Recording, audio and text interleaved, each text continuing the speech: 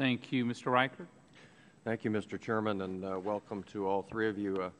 Especially want to thank Mr. Aguilar and Mr. Kibble for your service and the men and women that serve in your agencies. I do appreciate your service too, Mr. Scud, but I have a special spot in my heart for law enforcement, being an old sheriff myself. So I appreciate the work that all three of you do. I can identify, as Mr. Davis said, a little bit with your pain. The Sheriff's Office with 1,100 employees in Seattle.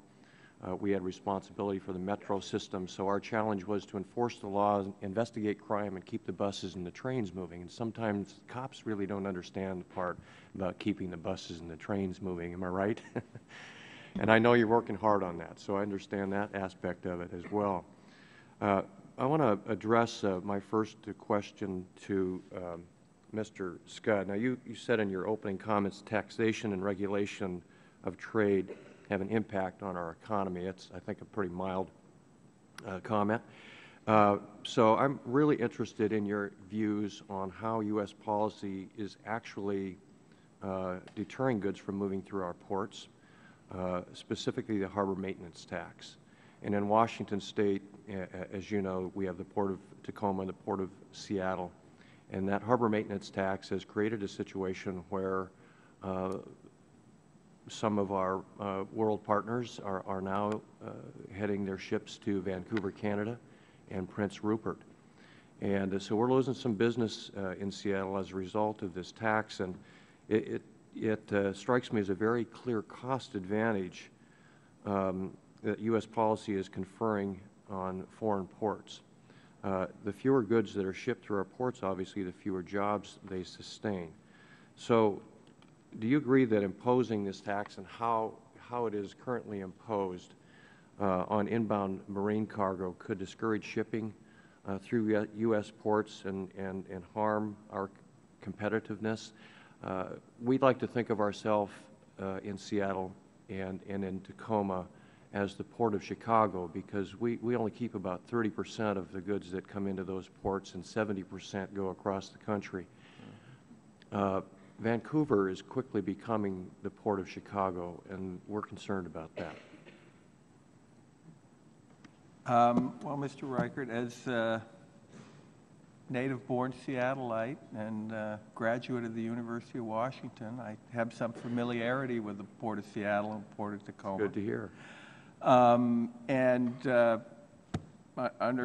the current law, there's a harbor maintenance tax on shipments coming into U.S. ports, including those two ports, and to the extent that that raises costs on shipments to those ports vis-a-vis competing ports in Canada, I'd have to agree that it provides an incentive for people on the margin to ship through another port.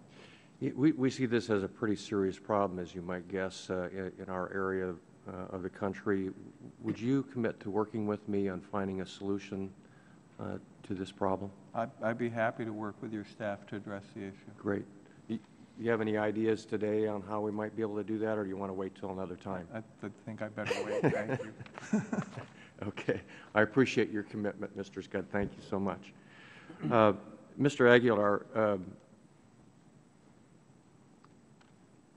I've worked with Customs for a long time over my career on the issue of circumvention devices here in Congress. And, you know, this helps thieves pirate U.S. intellectual property, including many video games made in and around our congressional district by companies like Nintendo and Microsoft.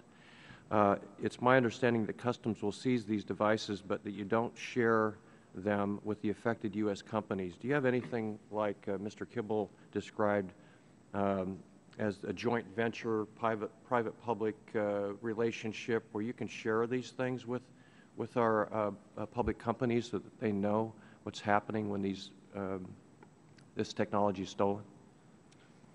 Congressman, one of the things that has just come about, and we are very grateful, which will be a tremendous tool for us, is the IPR information sharing capability that we just issued the interim final rule on.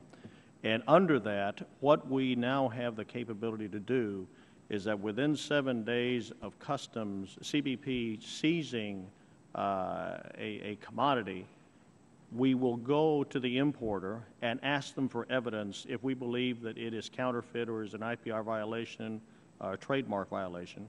And they, of course, are more than welcome to provide us with information to prove that it is not a violation. After 7 days, we are now capable and very much willing to share with the rights holders the information, pictures, things of the commodity that we have in hand in order for them to help us validate or verify that it is in fact a valid product or that it is a violative product. So we have that capability in place.